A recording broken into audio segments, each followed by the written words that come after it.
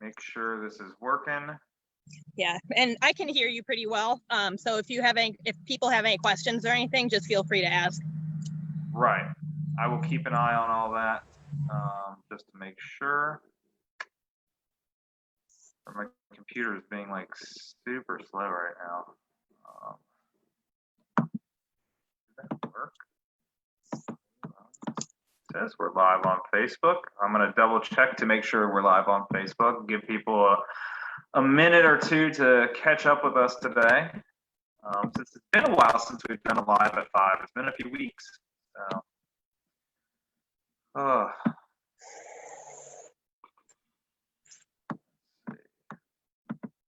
Heritage area.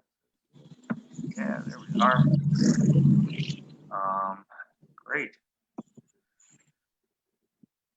I want to make sure I'm able to read any questions folks might have as we are rolling along through Brentsville today. So, okay, good. It looks like we're good. So let's go ahead and get started.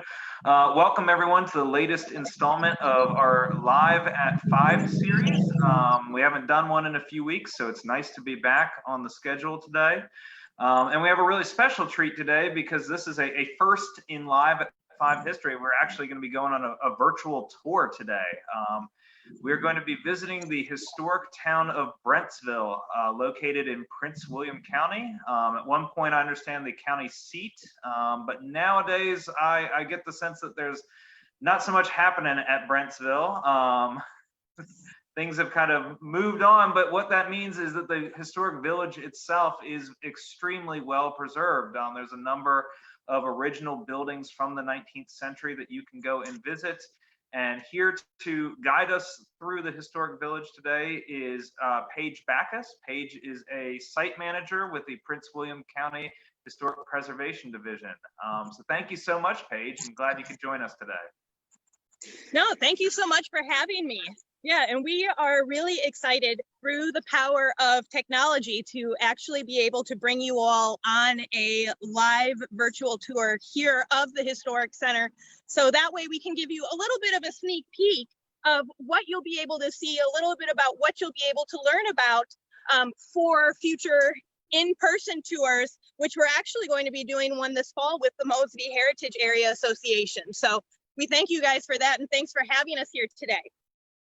And so what I'm going to do here for the next little bit of time is I'm going to take you through some of these historic buildings and tell you a little bit of the story here of the town of Brentsville. And before we get started, I'm not doing this by myself. Behind the camera is our division manager, Rob Orison, who's going to be helping me with this. And so I encourage you guys as we go throughout our tour today, if you guys have any questions, please feel free to comment. Travis is going to be keeping an eye on those, and so I can actually answer them live in time. But one of the things that Travis did mention is that Brentsville is a really well-preserved town here in the 19th century, and that is very true, and we're excited to be able to show this to you today.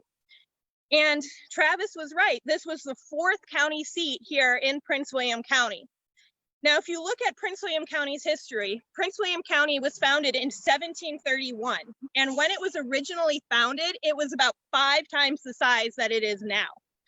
When it was originally created in 1731, it was actually land that is now Loudoun County, Fauquier County, Fairfax, Arlington, and the city of Alexandria.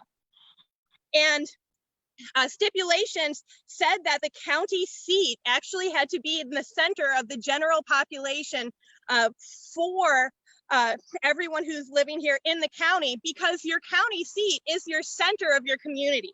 It's the economic center, the political center, the social center. So you wanted to make sure that it was easily accessible to everyone. Well, since 1731, you had Prince William County get divided about 5 times to create all of these different counties, including several which are part of the Mosby Heritage Area Association. And every time that happened, that means that Prince William County had to move their county seat. So they had to move their public buildings, their courthouse, their jail, and their clerk's office. So Prince William County has actually changed county seats 6 times, which is one of the most here in the state of Virginia.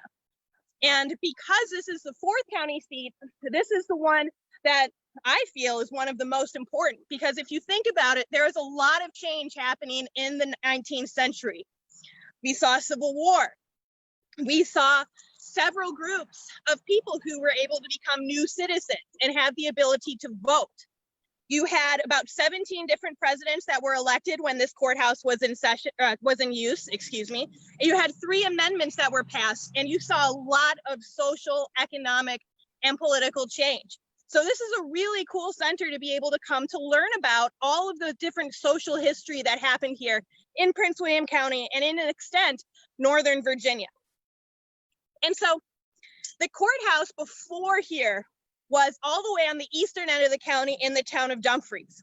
We all know it today as an area that's really highly congested with traffic. But if you think about where Dumfries was, it was located right along the Potomac River. And so that's where the general population was. But in the 1800s, in the 1700s, early 1800s, you had a lot of people who were growing tobacco, and that silted in a lot of the creeks there, mainly Quantico Creek, where people could get, and Neabsco Creek, where people could get seagoing ships up to the town of Dumfries. When that silted in, people started moving further and further west to here towards Brentsville, here towards Haymarket, Gainesville, those areas that we now know today. And that shifted the general population. And so there was a petition made in the early 1800s to start shifting the courthouse. So in 1820, the town of Brentsville was founded. And by 1822, the courthouse, the jail, the clerk's office, the town here was open for business. And so we are standing here in what's known as the public lot. And the public lot, like I said, would contain 3 core buildings. You have your jail, which is behind me to the left, the building the furthest away from us, the courthouse, and then where this white building stands here, which is now a 1928 school that was built here in the town of Brentsville, this is where the clerk's office stood, where all of those important documents would have been kept. And we'll learn a little bit more about that in the courthouse. But if you think about how people were traveling back then, when people came here to the county seat, they're walking, they're traveling by horse, they're traveling by wagon. And so it took much longer than it does today. And so people needed a place to eat and a place to sleep. And so right next to the 3 acres that was the public lot was another 3 acres for the tavern lot, which I'm going to have Rob pan around, which if you can see here in the distance, the small white outline that's on the archaeological remains of the Brentsville Tavern. And this is where people ate, people drank, people slept. This is also where people had a lot of social and economic discussions, political debates, and conducted business here. And so there was a lot of stuff that was happening here at Brentsville Courthouse. But unlike the courts today that operate Monday through Friday from 9 to 5 typically, a lot of this business was condensed into what was known as court days, because it took a lot longer for people to travel. They condensed it all. And so you had hundreds, sometimes over 1,000 people who were here during the first few days of the month to conduct whatever business they needed to, whether or not it was paying taxes, voting, any important paperwork like deeds and wills. And so we're going to go on inside the courthouse and we're going to learn a little bit about how these courts operate. Travis, were there any questions before we head on inside? I actually have a question. How did it get the name Brentsville? That is a really good question. So the land here around the area is what's known as the Brenttown Tract. And that was one of the prominent families who was living here in western Prince William County. And so that's where the town of Brentsville gets its name from. But a lot of the land that you'll see here was actually confiscated from a man named John Bristow, which is also where you get Bristow, Virginia, and Bristow Station. And Prince William County actually had a lot of that land because he was a loyalist during the American Revolution. And so when the British lost the American Revolution, much to the chagrin of my coworker, who is in fact British, a lot of his land was confiscated. So it was actually really cheap and really easy for Prince William County to move the courthouse center here to Brentsville because they already own the land. Very cool. All right, we all ready? All right, yeah, let's head to the courthouse.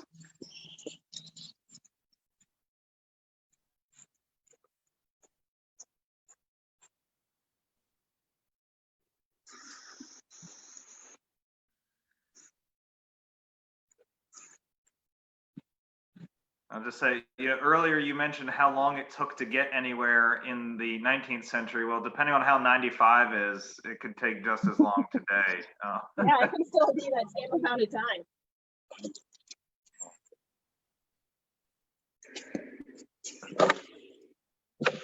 Awesome. So remind us again when this courthouse was built? So Brentsville Courthouse was built, it was opened in 1822. It took a little bit for those buildings to be built, so we believe that construction started in 1821. But one of the first things that I want to mention is that when we come in here, you'll notice there's a little bit of an echo to my voice. And part of the reason for that is because this is a public building. The building was made for the fact that there was going to be a lot of people talking in here. There was going to be a lot of people in here. And so it has high ceilings. It's very sparsely decorated to allow the acoustics to travel. So because there's not 40, 50 people in here, it's kind of echoey in here. So just bear with me. But it also might have to step just a little bit tours closer. to not talk very loud. Can you hear me? Yes. I said you might have to step just a little bit closer. It's getting a little garbled. Okay, thank you. There. And so what you can see behind me, you'll notice that the courthouse here doesn't look similar to courthouses that we're used to today. And that was because the courts operated a little bit differently than what we're used to. You didn't have so much a judge and jury on a regular basis, but what you had instead, you had magistrates. And magistrates were about 9 to 13 residents here in Prince William County, who were the group of people who were elected to oversee the smaller civil and criminal cases. The interesting thing though about a lot of these magistrates, they were businessmen, they might have been doctors, they might have been prominent members in the community, but a lot of them didn't have any official legal training. There was one person who was here in the courthouse who was a paid employee by Prince William County who had legal training, and that was actually the clerk, who would be recording all of these documents and transcribing everything that happened here inside the courthouse. So just imagine being the clerk and having to record everything that's going on in the courthouse and then make copies of it. And he had to do this all by hand. And so a lot of these documents and anything that would have been happening here would have been stored in the county clerk's office just right next door. But here inside the courthouse, you had any manner of business that was taking place here. Like I said, when people had to pay their taxes at the beginning of the year, they would come here to the Brentsville courthouse. If anyone had a dispute with their neighbor and they wanted to sue someone, they would have to come and try that here in the courthouse. If anyone was fined, for example, riding your horse here through the town of Brentsville faster than a canter, you could get a speeding ticket. They would have to pay that here at the Brentsville courthouse. And you even had presidential elections and other important elections, such as the election to vote for secession, taking place here in the courthouse as well. I'm glad you brought that up because I think that touches on both of the questions we've got right now. We have one question. Someone is asking about the general nature of the kind of lawsuits heard at the court. You kind of touched on that. Also wondering if there were attorneys for representation that kind of lived in the area. Yeah, that's a really good question. So you did have several lawyers who lived here in the office, and somewhere on the other side of the tavern, we believe there were actually a couple of different buildings that were set up as law offices for clients to go and meet with their lawyers. But all of the lawyers would have been sitting here in these benches that you see behind me. Again, when they're condensing everything down into court days, they would actually be calling cases one after the other. So whenever a case was called, one of the lawyers, one of them who was prominent here in the area was named Eppa Hutton, would actually come down and work with his client then and there. And so some of the different cases that you have taking place here in the courthouse, it's really wide ranging because Brentsville was actually the county seat for 70 years, and there were a lot of different things that were happening here. We had people who were brought to trial for stealing chickens. We had murder cases that took place here. We had different businesses different farmers getting into disputes and suing each other. People failing to pay their rent. But a few of the notable cases that we have here at Brentsville, for example, one took place in 1850, and it was for an enslaved woman named Agnes.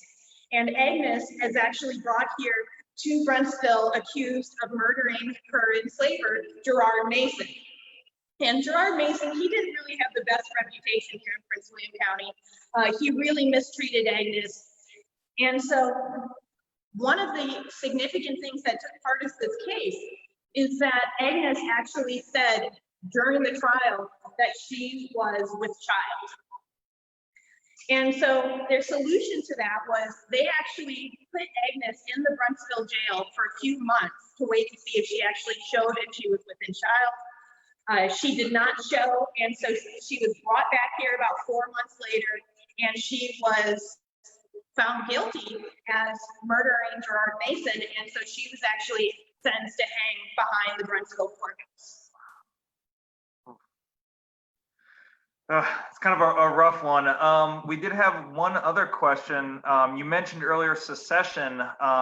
We have a question about the loyalty of the population in the county during the Civil War. Largely Confederate. Were there any Unionist elements there? A quick breakdown of that. That's actually a really good question. Here around the town of Brentsville, more specifically here between the town of Brentsville and Catlett, throughout the 1850s, there was actually a big push to get people to immigrate here to Prince William County. And a lot of those people actually immigrated here from New Jersey. And so the area just south here of Brentsville and around town became known as the Yankee settlement, or became known as the Jersey settlement. And so here within Prince William County, you actually had a decent amount of people who were pro-union. And so when Prince William County was voting for secession, it was actually a pretty fair divide of vote. However, secession did win out. And so Eppa Hutton, who is that lawyer here from Prince William County, was actually chosen to be the representative to represent Prince William County down in Richmond for the state vote for secession. And of course, he goes on to a career as an officer during the Civil War. So yes, exactly. Yeah, cool. I had no idea there was a little slice of New Jersey in Prince William County. That's oh really... yeah, it's actually really interesting because if you read a lot of the records of Prince William County over the course of the war and the congressional hearings afterwards, you actually have a lot of residents here, some of whom actually served as scouts for the Union Army. You had people who were here around town searching out a lot of the Confederate soldiers who lagged behind in March of 1862 after the Confederates evacuated. And some of them were actually rounded up and put in the Brentsville jail until the Union Army arrived. Wild. All right, are there any other questions of anything here inside the Brentsville courthouse? No, keep rolling on. This is fantastic. All right, awesome. One of the things we're going to do then is we're going to turn around and we're going to head inside to the Brentsville jail, which is going to look a little bit messy when we go inside because we're actually in the process of putting brand new exhibits in there. So you guys are actually going to be able to get a sneak peek. You guys heard it, exclusive sneak peek here.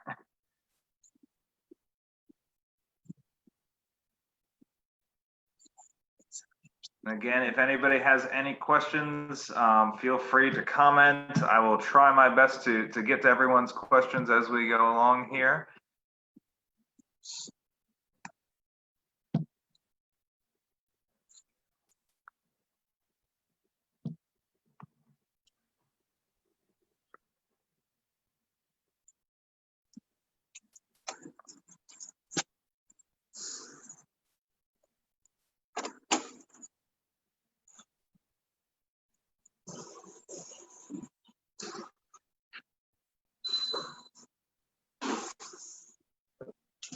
And remember, you guys are getting a sneak peek here. And so you notice it's not quite as echoey here here inside the Brentsville courthouse, as it is here inside the jail. But the room behind me that we're in right now, you might be thinking, doesn't really look like a jail. And part of the reason for that is because the jailer who actually would be maintaining the jail and dieting the prisoners, meaning feeding them, clothing them, making sure the cells are clean and everything, that was a full-time job. And much more than a full-time job than what we're used to today as a full-time job. Full-time job might be working 40, 60 hours a week. While being the jailer here for Prince William County was really nonstop. And so in some cases, the jailer actually lived here in the jail with his family. And so the room that we're actually in right now is the jailer's office. And so you notice there's a desk here behind me. There's a cot here there's a cot here inside the office as well, in case he gets tired and he just wants to rest for a little bit. But they weren't exactly paid the same way like employees are for Prince William County, like we are today. The jailers were actually paid based on the amount of prisoners they got in. So for example, he would charge 21 cents for every prisoner he brought into the jail, and he would be paid 21 cents every time he took them to their next stop, whether or not it was to the penitentiary or whether or not they would be taken somewhere else. In addition to this, they were given about 15 cents a day to feed and clothe the prisoners. And so they received a decent pay for what they were doing here inside the jail. But one of the things that I want to point out first is that here at Brentsville, the jail isn't necessarily a final stop. It's not the penitentiary. It's not a sentencing where if someone gets found guilty for a certain crime, they're not here for a long period of time. This is essentially a holding place until people are put on trial. And then from that point on, if people are found guilty, they're either sent to the state penitentiary in Richmond, they're either released, or in some cases, especially for some African Americans who are brought here to the jail, they might be sold into slavery. And so because having court days at the beginning of the month, depending on when crimes were committed, people might be in here for 1 or 2 days before they were seen in front of the courthouse, or they might be here for a few weeks, sometimes even months at a time. And the magistrates didn't try all of the cases. The magistrates, like I said, tried smaller civil criminal cases, but anytime there was a capital punishment involved, anytime that punishment, for example, could mean death, mean hanging, then a circuit judge was brought in. And the circuit judge traveled to several different counties, including Loudoun, Fauquier, Fairfax, for example, for these different court days. So if someone was here for a capital crime, they might be here for 3 or 4 months before even being seen in the courthouse. And those fees for feeding and dieting the prisoners goes on to the prisoners.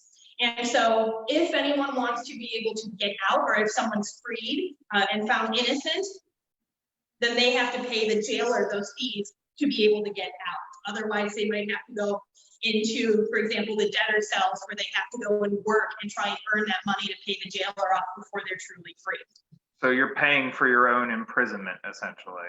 Essentially. And so 2 of the cells here in the jail are actually for those debtor cells, for people who were unable to pay their debts. But because it was such a poor system and people had a very hard time paying off those debts while incurring more debt while being in the jail, a lot of the times these debtor cells were actually eradicated in the 1840s.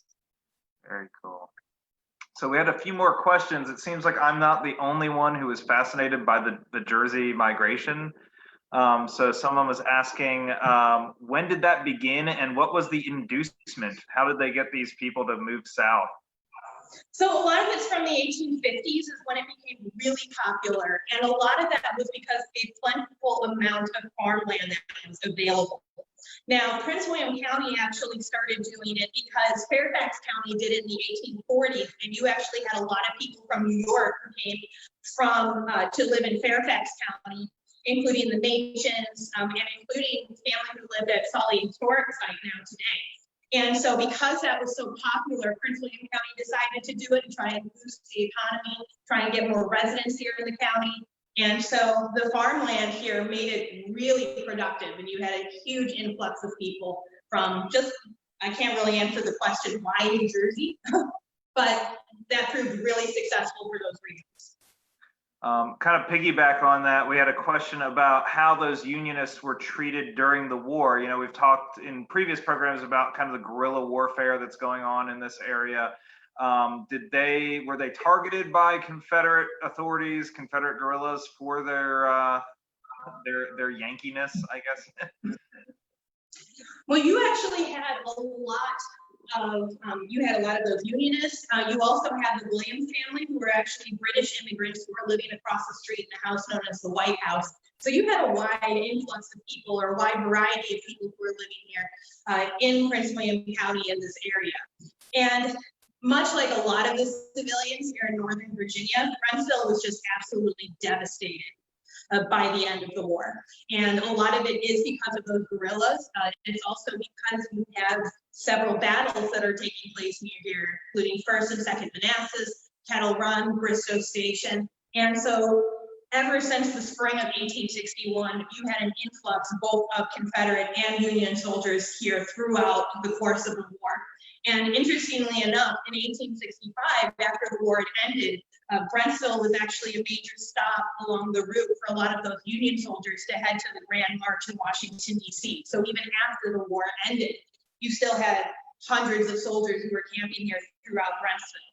And though a lot of them did have Union sentiments, it's typical, like you would find a lot of, like I said, here in Northern Virginia. Eventually, people just started running out of food, crops were being destroyed. And so regardless of who was here in the area, you had a lot of food, materials, even buildings here that were taken down to be used by the armies. By the end of the war, there was a piece of the courthouse that was missing. They took the bricks to use as winter quarters down at Bristow Station. And this is also where the clerk's office was completely taken down and dismantled as well. And a lot of those public records in the courthouse were destroyed or were vandalized. And so here in Prince William County, we're known as the Burn County, because a lot of those documents that would have been held in the clerk's office are just missing from history now. Yeah, that's one of the hardest parts about doing research in a lot of Virginia is, you know, if you're in a burned county, you're kind of out of luck. We had another question about capital punishment occurring at Brentsville. You mentioned that story of that enslaved woman who was hanged.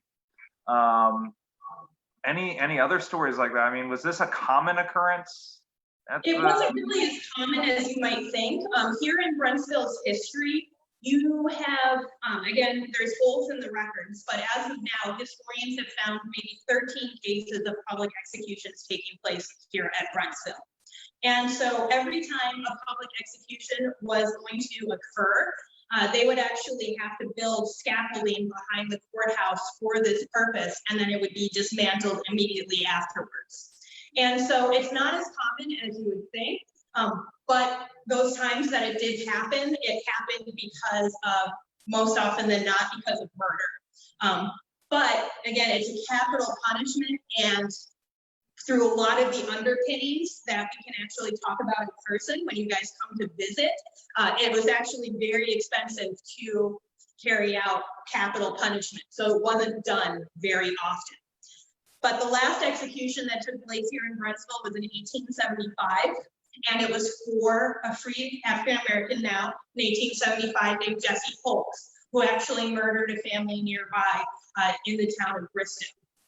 And because an execution hadn't taken place in several years at this point, you had people traveling from Washington, D.C., you had people traveling from all over Northern Virginia to come and witness this. And so on the day of the execution, there were estimated to be close to about 2,000 people here at Brentsville. And the sheriff, who was trying to go up for re-election, who was going to go up for re-election soon, decided that that was the perfect time to make a re-election speech and campaign. So while Jesse Folks was there on the scaffolding, the sheriff decided that that was the perfect captive audience to try and get himself reelected. So it was a crazy event that was happening here in 1875. Yeah, another pretty grim story. Wow. Anything else about the jail that we should know? Yeah, actually, one of the places that we want to take you is actually into one of the cells. All right.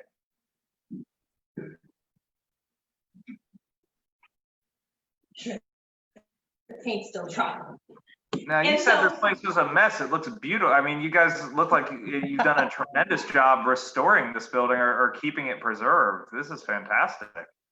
Thank you. We actually had to do a lot of restoration work to this building to bring it back to the appearance of the jail, because believe it or not, when the courthouse moved in 1893, this building was actually turned into a dormitory for the private school that was held in the courthouse called the Prince William Academy. So it was a dorm, it was a private residence, it was office space. So it went through a lot of changes. So we had to do a lot of work to bring it back to its jail persona that you see here today. And so here inside the jail, we're just in one of the cells, but there were 4 criminal cells, and then there were these 2 debtor cells that I mentioned. And so each of these cells was secured by what you see here, a 200-pound iron door with an additional about 1.5 inch thick wooden door in case the jailer ever wanted to leave the jail. You are here inside. If Rob can make sure that people can see the windows. You're here inside of solid brick and wood paneling that's about 2 feet thick with iron bars. But when this jail was in use in the 1800s, there were no windows like we're used to today. There were not even shutters. So one of the biggest complaints here in the jail was in the wintertime, it got freezing because that was open to the elements. But you had all sorts of people who were incarcerated here in the Brentsville jail for a variety of different crimes over its 7-year history, all from ranging from all races and genders. So for example, you had a woman who was in prison here for a short period of time while she was awaiting trial because she had a house of lewdness here in Brentsville. You had a lot of people who were here for getting drunk and brawling at the tavern. But it does have, again, a little bit more of a darker history here because you do have African Americans who are incarcerated here in the Brentsville jail accused of being runaway slaves. And so you have a lot of history that is here in the Brentsville jail that, like I said, hopefully you guys will want to come out in person so we can hear more about this and we can talk about this. But there is one story that I want to tell here inside the Brentsville jail, and particularly in this cell, and that is the Clark and Fuel case. Now, this took place in 1872, made nationwide news because one of the lawyers here in the town of Brentsville, named James Clark, actually fell in love with and ran away with a 16-year-old girl named Fanny Fuel. Now, James Clark was in about his 30s at this point in time, so you have a big age difference, a 30-year-old man and a 16-year-old girl. But the Fuel family was a prominent family here in Manassas, and they were not very happy with the fact that Fanny ran away with James Clark. And so started being spread out in the newspapers that Fanny was abducted by James Clark. It sent out all of those nationwide news. They eventually found him, brought him back here to Brentsville, where he was incarcerated in one of the cells upstairs awaiting trial. Well, one day he was moved from one of the cells upstairs to this cell that we are here in right now. And while he was awaiting trial, one day the jailer decided to leave for some reason, and Fanny's brother, Lucian Fuel, got off the train at Bristow Station, walked 3 miles from Bristow here to Brentsville, walked in through the jailer's quarters and offices, came across the hall, and shot Clark and murdered him here in between the bars in this cell. Wow.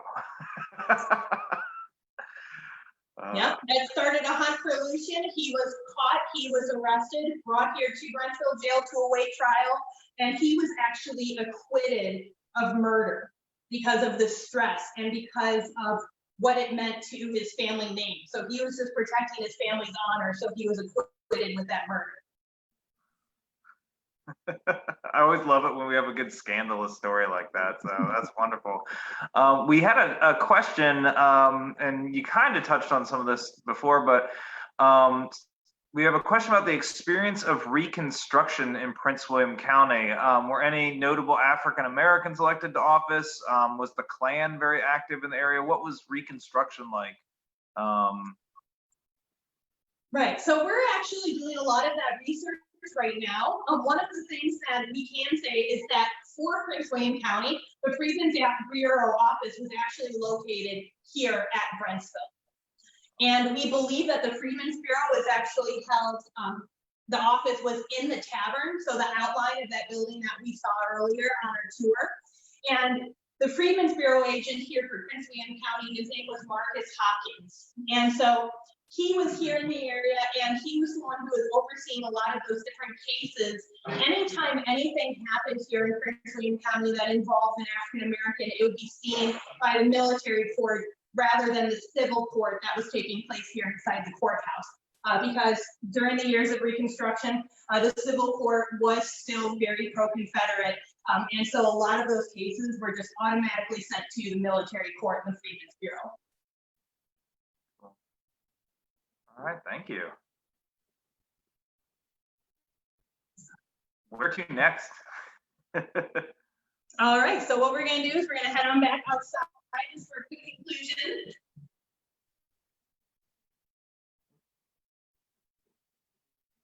There we go.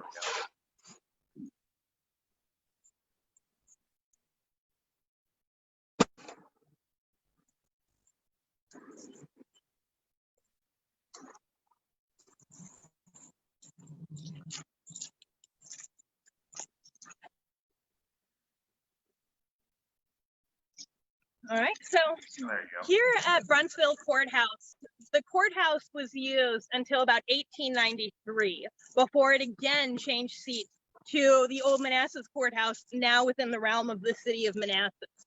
And part of the reason for that is because here at Brentsville, we are actually at the center of 3 different creeks. We are here at Kettle Run, Broad Run, and Cedar Run. And you wouldn't be able to know it just by looking around, but we're actually high up on the hill right now. And anywhere you go, any way you decide to try and come to Brentsville, you have to cross a bridge. And there were actually cases here where Brentsville was isolated in periods of bad flooding and heavy rainfall to where people couldn't enter or leave the Brentsville area. In addition to this area is really heavily involved over the course of the Civil War because it is so close to the Manassas Junction and to the Orange and Alexandria and the Manassas Gap railroads. Well, after the war, when people started moving back into towns and rebuilding their homes, the town of Manassas really got built up because of those railroads, and Brentsville was kind of falling here to the wayside a little bit. It was struggling much more to rebuild than Manassas was. So there was a push that was made about 3 times to move the courthouse to Manassas. And so when that happened in 1893, for the first court session to happen in January of 1894, the town here really kind of fell by the wayside, and that really allowed it to keep its 19th century character. But it's still a really prominent town here in Prince William County, and it has a lot of rural residents here all throughout the 20th century and throughout the Great Depression, that we still have a history that, quite honestly, is hard for us to cover in a 45-minute tours. For example, you had watchtowers here during World War II to help keep an eye out for enemy planes. You had a lot of really amazing things happen here during the Great Depression. And you had a lot of amazing things here that took place over the course of Reconstruction. And in terms of just talking about who now gained the ability to vote, how people lived in that shift from pre-Civil War to post-Civil War life. And so Brentsville was a really amazing community all throughout the 1800s into now even still today. And you had a lot of really interesting things happen here that might be kind of hard to talk about at different historic sites. For example, we had the circus come here to Brentsville one year.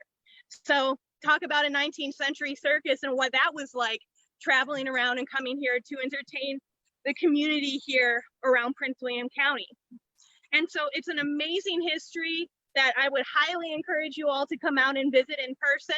And we are open now for tours, or you can come when we do an evening walk with the Mosby Heritage Area Association. But if you guys have any final questions, I would be happy to answer them.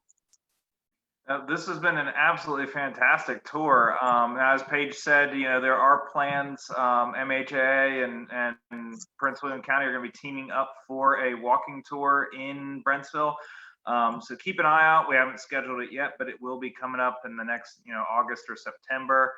Do you guys have any events coming up? I know you're open for tours. Do you have any special things on the calendar?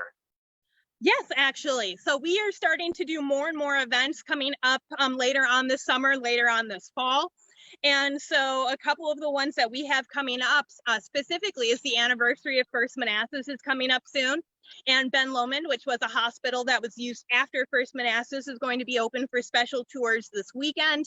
We're going to be doing a variety of different themed tours here at Brentsville, for example. So we are going to be having a tour specifically themed from our research that we found for the Freedmen's Bureau, one specifically about crime and punishment, things like that, to really get more into those topics.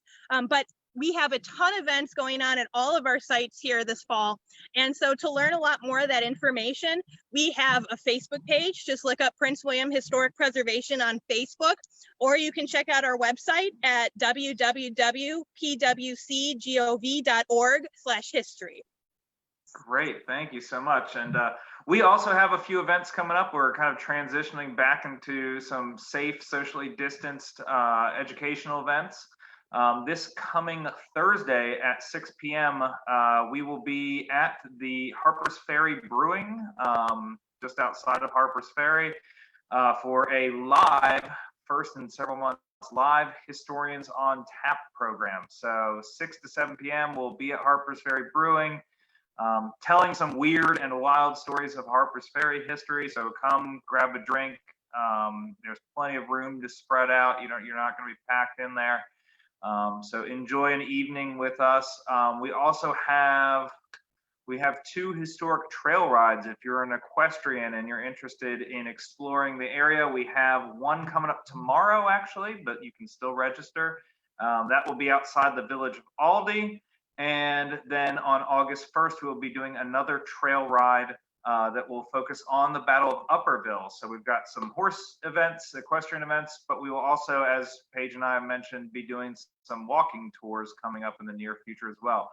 So keep an eye on our Facebook page and our website, mosbyheritagearea.org. Paige, thank you so much. Rob, thank you for being behind the camera. This was really fantastic. And thanks to everyone who was watching at home. I guess we'll be seeing you guys on Tuesday for some Manassas videos. So we'll see you then. Thank you. Thank you guys.